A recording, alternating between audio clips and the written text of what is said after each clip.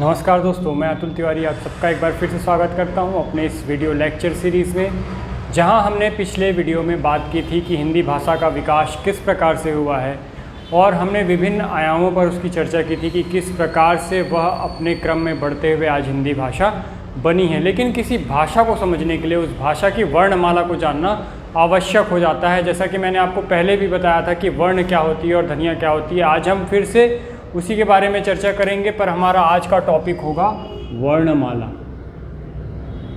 वर्णमाला आज हम पढ़ेंगे हिंदी भाषा की वर्णमाला क्या होती है। थोड़ा सा रिवीजन करते हैं, केवल ध्वनि और वर्णों को समझते हैं। मैंने आपको बताया था जब हम उच्चारण करते हैं तो हमारे मुख से जो ध्वनियाँ निकलती हैं वे मूल स्वरूप में ध्वनियाँ हैं, लेकिन जब उन ध्वनियों को हम चिन्हों के रूप में व्यक्त करते हैं, जिन्हें हम ध्वनि चिन्ह कहते हैं, उसे ही हम वर्ण भी कहते हैं। मतलब ध्वनि चिन्हों को ही वर्ण कहा जाता है। मैंने आपको पिछले क्लास में भी ये बात बताई थी कि जब हम ध्वनियों का उच्चारण करते हैं और उन ध्वनियों को हम किसी चिन्ह के रूप में व्यक्त करते हैं तो ध्वनि चिन्ह या फिर वर्ण कहलाते हैं। और जब इन्हीं वर्णों को हम एक व्यवस्थित क्रम में रखते हैं या सुसज्जित करते हैं तो वो बनती है वर्णमाला। ठीक है, मैंने वर्णमाला की आपको परिभाषा बताई। आपको मेंस में ये सब पूछा जा सकता है कि ध्वनि क्या होती है। ठीक है, ध्वनि जो है भाषा की आधारशिला है, जिसके द्वारा हम भाषा को उच्चारित करते हैं। लेकिन जब इन्हीं ध्वनियों को हम चिन्हों के रूप में व्यक्त करते हैं तो वे ध्वनि चिन्ह वर्ण कहलाते हैं, या फिर उन्हें हम ध्वनि चिन्ह कह सकते हैं या फिर वर्ण कह सकते हैं। वर्ण उसका एक सबसे अच्छा शब्द हो सकता है, वर्ण। और जब हम इन वर्णों को एक व्यवस्थित क्रम में रखते हैं तब वो बनती है वर्णमाला। यदि हम हिंदी वर्णमाला की बात करें तो इसमें 52 वर्ण होते हैं। वर्णमाला में कितने वर्ण हैं? 52 वर्ण हैं। कुल कितने वर्ण हैं? 52 वर्ण। ठीक है, यह भी आपसे पूछा जा सकता है, जैसे कि इंग्लिश की जो वर्णमाला होती है उसमें 26 अल्फ़ाबेट्स होते हैं, उसी प्रकार हिंदी भाषा की जो वर्णमाला है यहाँ पर 52 वर्ण होते हैं। 52 वर्ण। इन 52 वर्णों को हम 3 कैटेगरी में बांट सकते हैं। इसको हम 3 भागों में बांट कर पढ़ सकते हैं। पहला भाग होगा स्वर, दूसरा भाग होगा अयोगवा,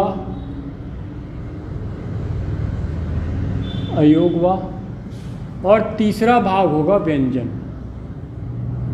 व्यंजन। ठीक है, स्वरों की संख्या जो है वो 11 है। कामता प्रसाद जी, जो कि एक विख्यात भाषाविद हैं, उनके अनुसार स्वरों की संख्या कितनी है? 11। ठीक है, व्यापम और पीएससी भी यही आंसर लेता है, इसलिए आपको भी आंसर लेना है। स्वरों की संख्या 11 होती है, 13 नहीं होती है, ये याद रखिएगा। जब आप सामान्य रूप से वर्णमाला पढ़ते हैं तो वहाँ पर अम और आहा ये दोनों को भी स्वर के रूप में प्रयोग कर लिया जाता है, जबकि ये क्या होते हैं? अयोगवाह होते हैं। अम और आहा कहाँ पर आते हैं? अयोगवाह की श्रेणी में आते हैं, इसलिए अयोगवाह की संख्या कितनी है? 2। इसमें क्या क्या आएंगे? अम और आहा। अम को अनुस्वार कहा जाता है, अह को विसर्ग कहा जाता है। आगे मैं चर्चा करूंगा अयोगवाह क्या होता है अपने नेक्स्ट वीडियो में। आज हम स्वरों की चर्चा करने वाले हैं। हमारा ध्यान आज यहाँ होगा। अगली क्लास में हम अयोगवाह और व्यंजन के बारे में पढ़ेंगे। वहीं व्यंजनों की संख्या होती है 39, लेकिन व्यापम आंसर लेता है 33। ये याद रखिएगा, 33 क्यों होता है? जब हम व्यंजन पढ़ेंगे तो हम जरूर समझेंगे कि यदि संख्या 39 है तो हम 33 आंसर क्यों लेते हैं। ये मैं आपको बताऊंगा जब हम व्यंजन पढ़ेंगे तब। अभी आपको केवल याद रखना है कि व्यंजनों की टोटल संख्या यदि आप काउंट करेंगे तो 39 है, पर आंसर लिया जाता है 33। क्यों? ये आपके लिए क्वेश्चन है, हम जो नेक्स्ट वीडियो में अपने सॉल्व करेंगे। अभी आज हम चर्चा करेंगे स्वरों की, कि स्वर क्या होते हैं। तो हम यहाँ पे टॉपिक डाल लेते हैं स्वर। ठीक है, हमने अभी तक बात की वर्णमाला की। वर्णमाला क्या होती है, वर्णमाला में कितने वर्ण हैं और वर्णमाला को हम किस प्रकार से विभाजित कर सकते हैं। इसे 3 भागों में हम विभाजित करके देख सकते हैं। एक स्वर हो सकता है, अयोगवाह हो सकता है और व्यंजन हो सकता है। स्वरों की संख्या 11 है, अयोगवाह 2 है, और व्यंजनों की संख्या यदि हम गिनती में जाएं तो 39 है, और यदि व्यापम के हिसाब से हम बात करें तो 33 आंसर वो लेता है। ठीक है, अब हम देखते हैं, शुरुआत करते हैं स्वर से कि स्वर क्या होते हैं। ऐसी ध्वनियाँ जिनका उच्चारण हम स्वतंत्र रूप से कर सकते हैं बिना वायु के बाधा के, ठीक है, जो आपके गले से निकलने वाली वायु है, यदि उसमें कोई बाधा उत्पन्न नहीं हो रही है, कोई अवरोध उत्पन्न नहीं हो रहा है और वो ध्वनि स्वतंत्र रूप से आपके मुख से बाहर आ रही है, तो वे सभी ध्वनियाँ क्या होंगी, स्वर कहलाएंगी। स्वर ऐसी ध्वनियाँ होती हैं जो मुख से स्वतंत्र रूप से बाहर आती हैं, उनमें कोई अवरोध उत्पन्न नहीं होता है, तब उन्हें हम क्या कहते हैं, स्वर कहते हैं। मैंने आपको बताया स्वरों की संख्या कितनी होती है, स्वरों की संख्या होती है 11, ठीक है। ये स्वर कौन कौन से होते हैं यह भी जान लेते हैं। स्वर के अंतर्गत आता है अ, आ, ई, उ, बड़ा ऊ, री, ए, ओ और औ। ये टोटल स्वर हैं आपके 11, 1 2 3 4 5 6 7 8 9 10 11। इन 11 को ही हम स्वर कहते हैं, ठीक है। इन केवल 11 को ही हम स्वर कहते हैं, बाकी अम और आहा आयोग वाह के अंतर्गत आता है। जब आप सामान्य रूप से एक वर्णमाला का चार्ट देखते होंगे जो आप प्रारंभिक कक्षाओं में पढ़ते हैं, पहली दूसरी में, तो वहाँ पर अम और आहा को भी स्वरों के साथ लिख दिया जाता है और इसलिए इसकी संख्या कैसे दिखाई देती है, 13 दिखाई देती है, जबकि वास्तविक रूप से स्वरों की संख्या केवल कितनी होती है, 11। और ये जो आपके सामने लिखे हुए हैं यही वो सारे स्वर हैं, 11 के 11, ठीक है। अब इन 11 स्वरों को विभिन्न आधारों पर अलग अलग प्रकार से बांट कर देखा जाता है, जो कि हमारी परीक्षा की दृष्टि से महत्वपूर्ण हो जाते हैं। यह सामान्य क्वेश्चन होगा कि स्वर क्या होते हैं, स्वर की संख्या कितनी होती है और कौन कौन से स्वर हैं। इसके बाद यदि इसे टफ बनाना होता है तो इसके प्रकारों में हम चर्चा करते हैं और वहाँ से क्वेश्चन बनता है कि प्रकारों के आधार पर, अलग अलग प्रकारों के आधार पर स्वर कितने होते हैं और कौन से स्वर को किस नाम से जाना जाता है। अब इसकी चर्चा हम करते हैं। इसका पहला विभाजन हम करके देखेंगे उत्पत्ति के आधार पर।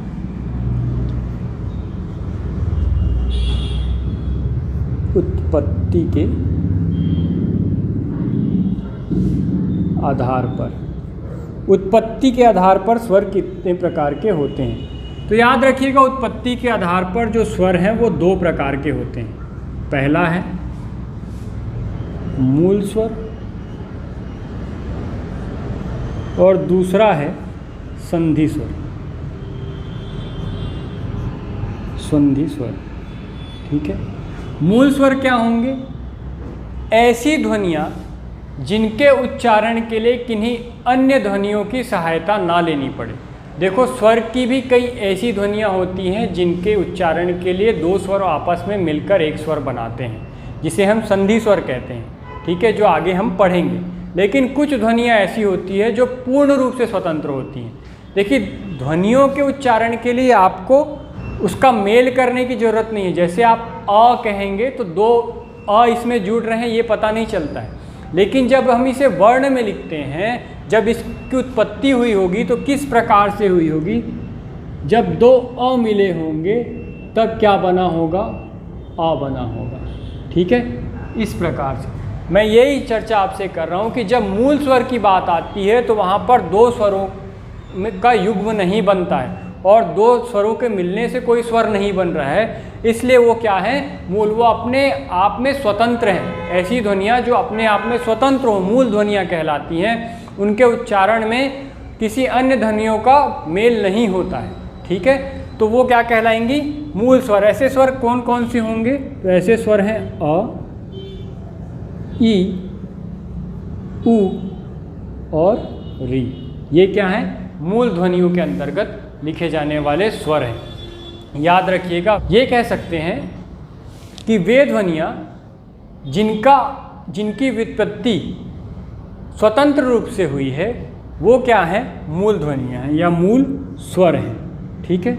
उसी प्रकार संधि स्वर की बात करें तो इसे हम फिर से 2 भागों में बांट कर देख सकते हैं। एक कहलाएगा मूल दीर्घ स्वर और एक कहलाएगा संयुक्त स्वर। संयुक्त स्वर। ठीक है, मूल दीर्घ स्वर के अंतर्गत जो आएगा वो है अ, ई, ऊ। ठीक है, और वहीं पर संयुक्त स्वर के अंतर्गत आएगा ए, ओ और औ। ठीक है, तो ये 4, 3, 7, 7, 3, 10 और 11 स्वर आपके आ गए। इसे मूल दीर्घ क्यों कह रहे हैं? क्योंकि यहाँ पर दो मूल स्वरों के मिलने से एक दीर्घ स्वर बन रहा है। मैंने आपको जैसे एग्जाम्पल में पहले ही बताया, अ और अ मिलकर क्या बना रहे हैं? बड़ा आ। ठीक है, ऐसे ई और ई मिलकर क्या बना रहे हैं? बड़ी ई। इसी प्रकार छोटा ऊ प्लस छोटा ऊ क्या बनेगा? बड़ा ऊ। तो ये क्या है? मूल स्वरों से मिलने वाली ध्वनियों से जो स्वर बन रहे हैं वो दीर्घ स्वर बन रहे हैं। दो मूल स्वरों के मिलने से जो स्वर बन रहा है वो मूल दीर्घ स्वर है। ठीक है, मूल दीर्घ स्वर कहलाएगा। उसी प्रकार से संयुक्त स्वर क्या होंगे? और ये स्वर कैसे हैं? सजातीय स्वर है, मतलब एक ही प्रकार के स्वरों के मिलने से ये बन रहा है। जबकि संयुक्त स्वर जो है वो स्वरों के आपस में मिलने से बनते हैं, जो कि सजातीय नहीं होते हैं, एक ही प्रकार के नहीं होते हैं। जैसे कि ए कैसे बनेगा? ए बनेगा अ प्लस ई के मिलने से, ये क्या बनेगा? ए। उसी प्रकार से अ प्लस ए के मिलने से क्या बनेगा? ए। इसी प्रकार अ प्लस ऊ के मिलने से बनेगा ओ, और अ प्लस ओ के मिलने से बनेगा औ। शायद यहाँ पे आपको नहीं दिख रहा हो, कट जाए तो कोई दिक्कत नहीं, मैं आपको बोल के बता दे रहा हूँ। ए किसके मिलने से बन रहा है? अ, छोटा अ और छोटी ई के मिलने से ए बनेगा। वहीं अ और मतलब ए के मिलने से ए बनेगा। ठीक है, छोटा ए नहीं होता है, ए ही होता है। ए और ए दो ध्वनियाँ होती हैं, मेरे से गलती से निकल गया तो आप उसको ध्यान ना देंगे। ये याद रखेंगे कि ए कैसे बनेगा? अ और ए के मिलने से ए बनता है। इसी प्रकार ओ कैसे बनेगा? अ और छोटा ऊ के मिलने से ओ बनता है, जबकि अ और ओ के मिलने से ओ की ध्वनि बनती है, ओ। इसे आप ओ कहते हैं, दो मात्रा लगाते हैं। तो इस प्रकार से ये पहला विभाजन था। उत्पत्ति के आधार पर स्वर दो प्रकार के होंगे, मूल स्वर और संधि स्वर।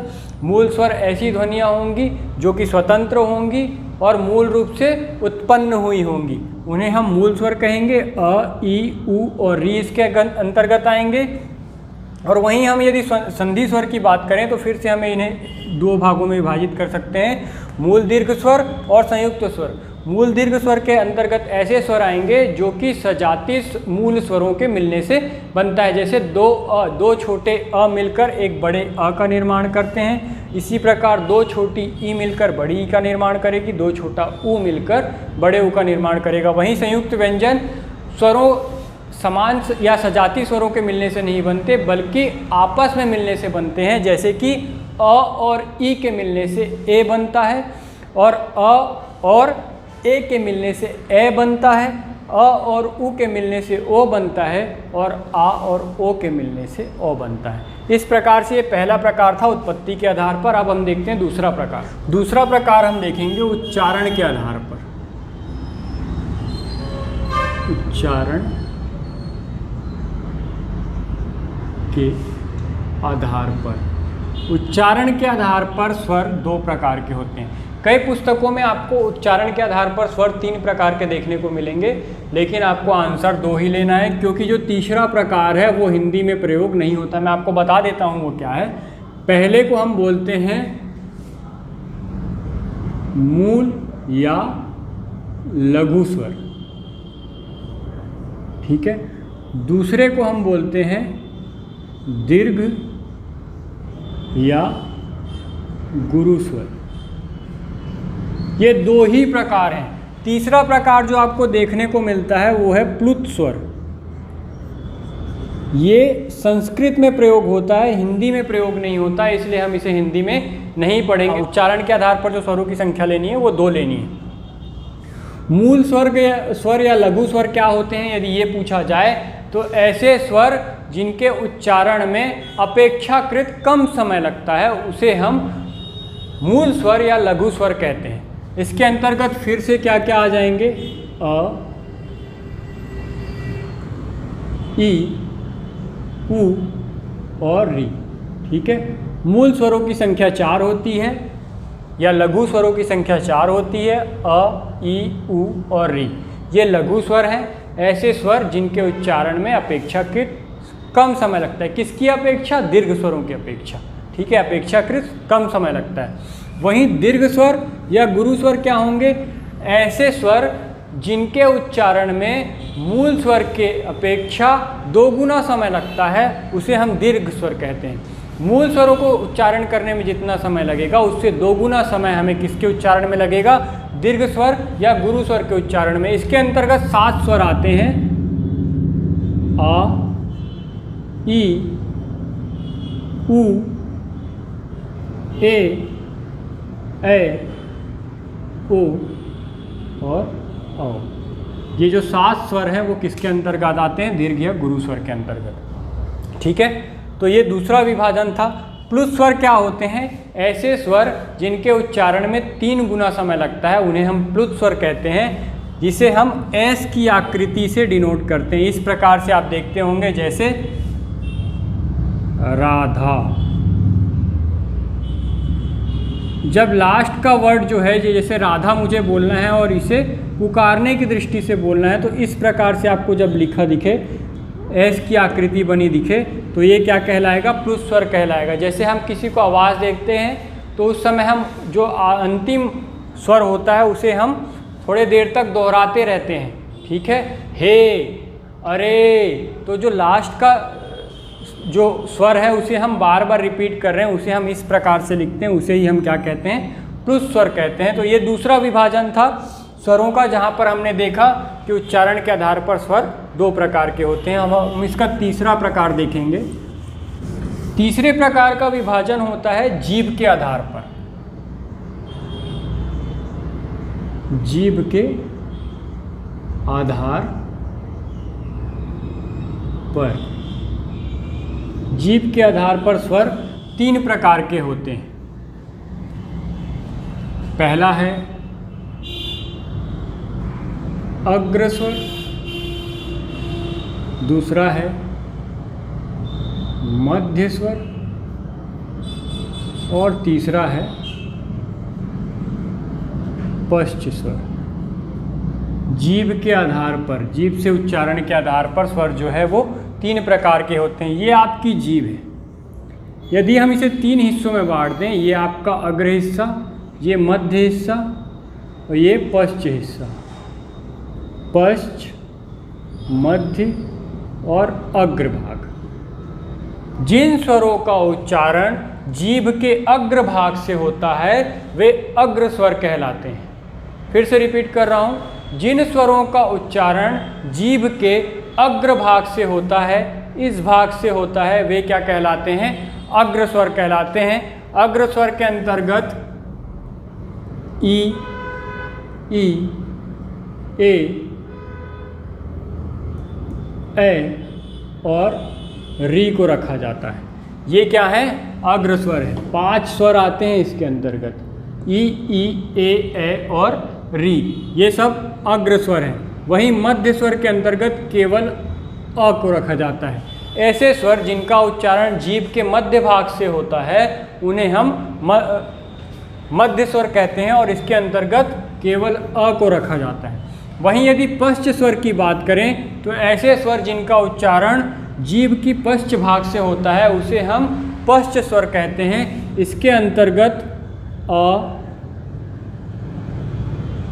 उ, बड़ा उ, ओ और औ को रखा जाता है। तो ये आपके जीभ के आधार पर स्वरों का विभाजन था, जिसे हमने 3 भागों में बांट कर पढ़ा। हमने देखा कि अग्र स्वर वे स्वर होंगे जिनका उच्चारण जीभ के अग्र भाग से किया जाएगा। इसके अंतर्गत ई, ए और री को रखा जाता है। मध्य स्वर वे स्वर होंगे जिनका उच्चारण जीभ के मध्य भाग से किया जाएगा। इसके अंतर्गत हम छोटे अ को पढ़ते हैं, अ, ठीक है। और तीसरा जो इसका विभाजन होगा पश्च स्वर, जहाँ पर जीभ से उच्चारण स्वरों का पश्च भाग से होगा, है ना। पश्च भाग, जीभ के पश्च भाग से जिन स्वरों का उच्चारण होगा वे क्या कहलाएंगे, पश्च स्वर कहलाएंगे। इसके अंतर्गत आ, उ, बड़ा उ, ओ और औ आएगा। तो ये आपका तीसरा प्रकार था, तीसरा विभाजन था। चौथा देख लेते हैं, चौथा विभाजन क्या होगा।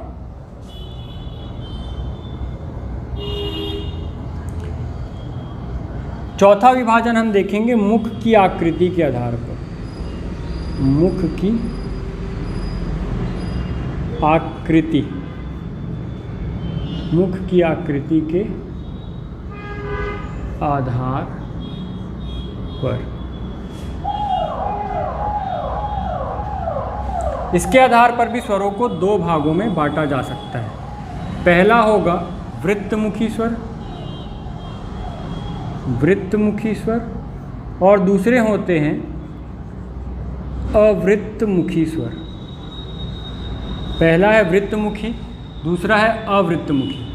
ऐसे स्वर जिनके उच्चारण में आपके होठ की आकृति, ठीक है, यहाँ पर होठ भी होगा तो भी चलेगा, ठीक है, या फिर मुख, ये जो हिस्सा है आपका ये, ठीक है, मुख या होठ की आकृति के आधार पर हम स्वरों को दो भागों में बांट सकते हैं, जिसे हम वृत्तमुखी कह रहे हैं और अवृत्तमुखी कह रहे हैं। ऐसे स्वर जिनके उच्चारण में आपके होठ की आकृति जो है वो वृत्ताकार हो जाए, गोल हो जाए, तो वे स्वर क्या कहलाएंगे, वृत्तमुखी कहलाएंगे। ऐसे स्वर चार हैं, उ, ओ और औ। ये चार जो स्वर हैं वो आपके वृत्तमुखी स्वर हैं। इसके अलावा जितने भी स्वर आते हैं वो अवृत्तमुखी स्वर के अंतर्गत आते हैं, जिसमें हम छोटा अ, बड़ा अ, ई, बड़ी ई, इसके अलावा ए और री को रखते हैं।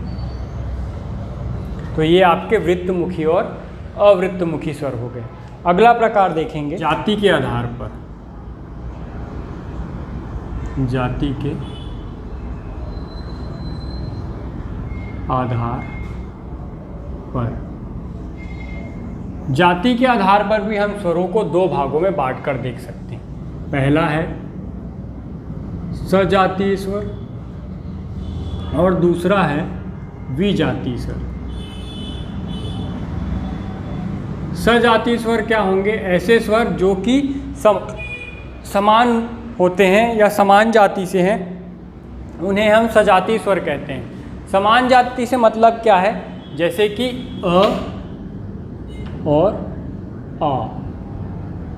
इन स्वरों की जो उत्पत्ति हम देखे थे कि दो अ को मिलने से क्या बन रहा है, बड़ा आ बन रहा है, तो उसी आधार पर हम इसको बांट रहे हैं कि जब उत्पत्ति का आधार सेम हो, मतलब एक ही प्रकार की चीज़ों से कोई बना है, तो वो एक ही परिवार के होंगे, इसलिए ये क्या है, सजाती हैं। अ और आ, इसी प्रकार ई और ई, उ और उ, ठीक है, ये क्या है, सजातीय स्वर हैं। व्युत्पत्ति के आधार पर समझिएगा कि जिस प्रकार से हमने व्युत्पत्ति में देखा था कि ये एक ही प्रकार के स्वर हैं, ठीक है, दो छोटे आ मिलकर आ बनाए हैं, इसी प्रकार दो छोटी ई मिलकर एक बड़ा ई बनाया है, इसी प्रकार उ मिलकर बड़ा उ बनाया है।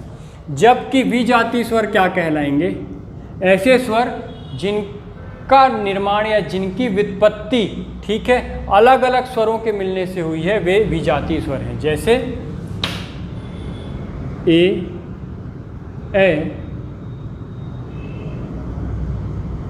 ओ और औ। आप इसमें री नहीं देख रहे हैं, तो री दोनों में ही नहीं आता है, ठीक है, वो मूल स्वर है लेकिन ना ही सजाती है ना ही विजाती है। तो याद रखिएगा ये भी फैक्ट कि री दोनों के अंतर्गत नहीं आता है। तो री को छोड़ के बाकी स्वर जो हैं वो उनका विभाजन हमने देख लिया। अगला विभाजन हम देखेंगे उच्चारण स्थान के आधार पर। उच्चारण स्थान के आधार पर, ठीक है, उच्चारण स्थान, हमने पहले उच्चारण के आधार पर देख लिया दो प्रकार के स्वर, ये उच्चारण स्थान के आधार पर है। तो इसमें पहला प्रकार है कंठव्य। कंठव्य ऐसे स्वर जिनका उच्चारण आपके कंठ से होता है वे स्वर क्या कहलाते हैं? कंठव्य कहलाते हैं। कौन कौन से स्वर हैं? छोटा अ और बड़ा। ठीक है, ये दोनों कंठव्य स्वर हैं।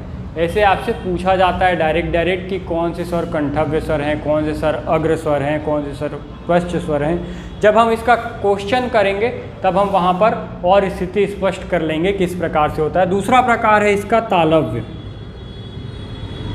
तालव्य ऐसे स्वर जिनका उच्चारण तालु से होता है या जीभ से होता है वे तालव्य कहलाते हैं। इसके भी अंतर्गत दो स्वर आते हैं, ई और बढ़ाई। ठीक है, तीसरा प्रकार है इसका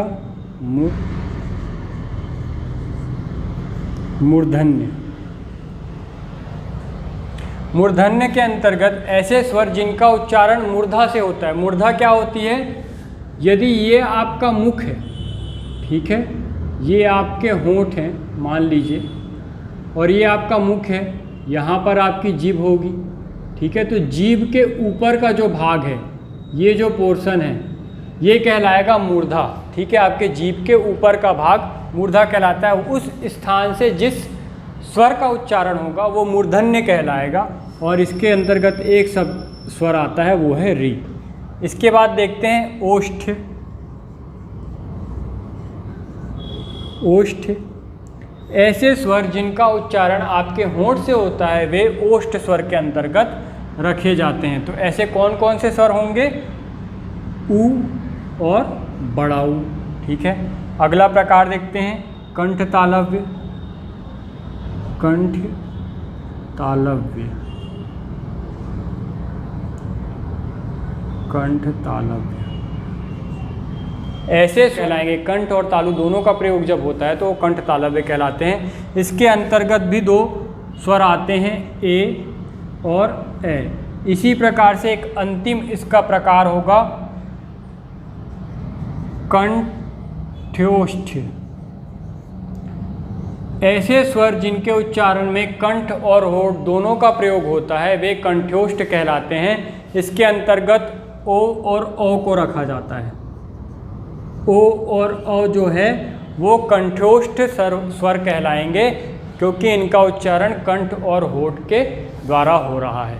तो इस प्रकार से ये उच्चारण के आधार पर आपके स्वरों का विभाजन हो गया। अब एक आखिरी प्रकार देखेंगे स्वर के विभाजन का। मुख के खुलने के आधार पर, खुलने के आधार पर, मुख के खुलने के आधार पर मतलब आपका जो वोकल है या आपका जो गला है वो जिस प्रकार से खुल रहा है उसके आधार पर भी स्वरों को चार भागों में बांटा जा सकता है। पहला है विवृत स्वर। ऐसे स्वर जिनके उच्चारण में आपका विवृत मतलब होता है आपके गले के जस्ट ऊपर जहाँ पर एक छोटी जीभ पाई जाती है, ठीक है, उसे हम विवृत कहते हैं। जब वो वोकल पूरा खुलता है तो वो विवृत स्वर कहलाता है। मतलब कि गले के पूरे खुलने पर जब स्वरों का उच्चारण होता है तो वो विवृत स्वर कहलाते हैं। या मुख को पूर्ण रूप से खोलने पर जिस स्वरों का उच्चारण होता है वे विवृत स्वर कहलाते हैं। इसके अंतर्गत केवल एक स्वर आता है, बड़ा आ। इसी में दूसरा होता है अर्धविवृत स्वर। अर्धविवृत स्वर ऐसे स्वर जिनके उच्चारण में मुख अपेक्षाकृत कम खुलता है या उसका आकार विवृत की अपेक्षा छोटा होता है, तब वे अर्धविवृत स्वर कहलाते हैं। इसके अंतर्गत भी एक स्वर आएगा अ। ठीक है, तीसरा देखते हैं, तीसरा प्रकार जिसे हम कहते हैं अर्धसंवृत स्वर। अर्धसंवृत स्वर ऐसे स्वर जिनके उच्चारण में मुख लगभग आधा बंद होता है उसे हम अर्धसंवृत स्वर कहते हैं। इसके अंतर्गत कौन कौन से आएंगे तो हम देख लेते हैं। इसके अंतर्गत ए, ओ और औ आता है। इसके बाद इसका चौथा प्रकार होगा संवृत स्वर।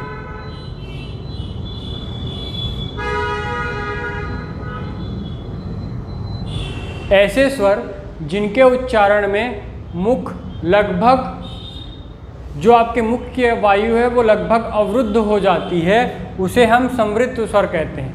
ठीक है, ऐसे स्वर कौन कौन से होंगे? तो ई उ। आप जब उच्चारण करके देखेंगे तभी ये आपको समझ आएगा कि आपके वोकल की स्थिति या फिर आपके कंठ की स्थिति कैसी बन रही है।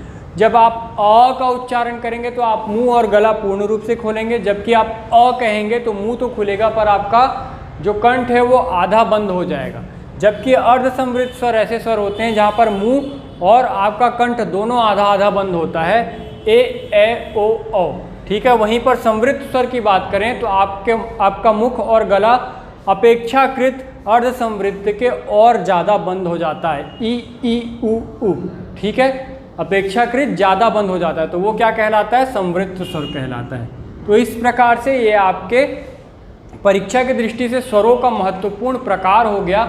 इस प्रकार से आपको पूछा जा सकता है, इसके क्वेश्चन काफ़ी टफ बनते हैं, तो हर एक आपको स्वर याद होने चाहिए कि कौन सा स्वर कौन से प्रकार में किस जगह पर रखा गया था। एक आखिरी चीज़ देख लेते हैं, मात्रा। मात्रा क्या होती है?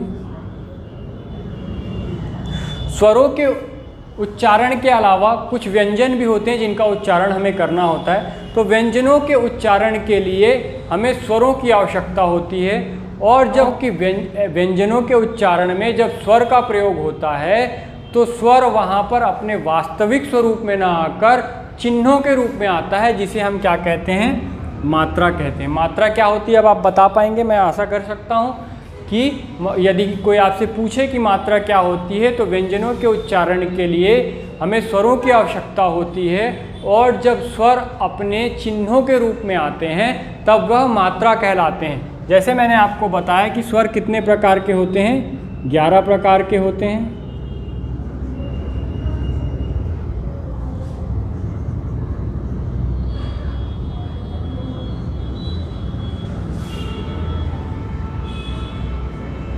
ए ओ ये 11 स्वर हैं और इन्हीं की मात्राएं बनती है। अ की कोई मात्रा नहीं मिलती। बड़े आ को हम एक डंडी से बताते हैं, यहाँ पर हमारा कोई व्यंजन होगा और उसके बाद हम एक डंडी लगाएंगे और ये क्या बन जाएगी? अ की मात्रा। इसी प्रकार ई की मात्रा पहले लगाई जाती है किसी व्यंजन की, यहाँ पर व्यंजन होगा और उसके पहले क्या होगी? ई, छोटी ई की मात्रा। वहीं बड़ी ई की मात्रा हम व्यंजन के बाद लगाते हैं। ऊ की मात्रा व्यंजन के, यदि यहाँ पर व्यंजन है तो इसके नीचे जो मात्रा लगेगी ये क्या कहलाएगी? छोटे ऊ की मात्रा। वहीं पर बड़े ऊ की मात्रा भी व्यंजन के नीचे लगाई जाती है, पर उल्टी दिशा में लगाई जाती है। ठीक है, ये इधर, और इसकी पूंछ किधर रहेगी? इधर। इसी प्रकार री की मात्रा भी व्यंजन के नीचे लगाई जाती है, इस प्रकार से। वहीं ए की मात्रा जो है वह किसी व्यंजन के ऊपर लगती है सिंगल डंडी के रूप में। यहाँ पर यदि व्यंजन होगा तो उसके ऊपर लगेगी। वहीं ए की मात्रा डबल डंडी के रूप में लगेगी, ये। ठीक है, वहीं ओ की मात्रा व्यंजन के बाद। ठीक है, और ओ की मात्रा कैसे लगेगी? व्यंजन के बाद। तो ये जो है स्वरों के क्या हैं? चिन्ह हैं, रूप हैं। ठीक है, इसीलिए इन्हें मात्रिक रूप कहा जाता है, इसे वास्तविक रूप कहा जाता है। और जब वर्णों के उच्चारण के साथ हम स्वर को लगाते हैं तो वो अपने वास्तविक स्वरूप में ना आकर अपने चिन्हों के रूप में आते हैं, जिसे हम मात्रा कहते हैं। लेकिन यदि व्यंजन है, व्यंजन के बाद जो स्वर आएगा वो अपने मात्रिक रूप में आएगा। ठीक है, व्यंजन के बाद आने वाला। लेकिन यदि यहाँ पर व्यंजन आया, उसके बाद एक स्वर आएगा जो कि मात्रा के रूप में आएगा, यदि उसके बाद फिर से स्वर आता है तो वो अपने वास्तविक रूप में आता है, वास्तविक, ना कि मात्रिक रूप में। ठीक है, ये आपको बात ध्यान में रखनी है कि व्यंजन के बाद जो स्वर आएगा वो तो अपने मात्रिक रूप में आएगा, लेकिन उसके तुरंत बाद फिर से यदि कोई स्वर आ जाता है तो वो अपने वास्तविक रूप में आएगा, ना कि मात्रिक रूप में। तो आज के लिए इतना ही दोस्तों। आज हमने स्वर की चर्चा की। अगले वीडियो में हम अयोगवा और व्यंजन की बात करेंगे। यदि आपको कुछ नहीं समझ आया होगा या कोई क्वेरी होगी आपकी, आप जानना चाहते हैं इससे रिलेटेड कोई प्रश्न, तो आप हमारे कमेंट सेक्शन में बता सकते हैं। आज के लिए इतना ही, धन्यवाद। यदि वीडियो पसंद आया हो तो इसको लाइक, शेयर और सब्सक्राइब करना ना भूलें।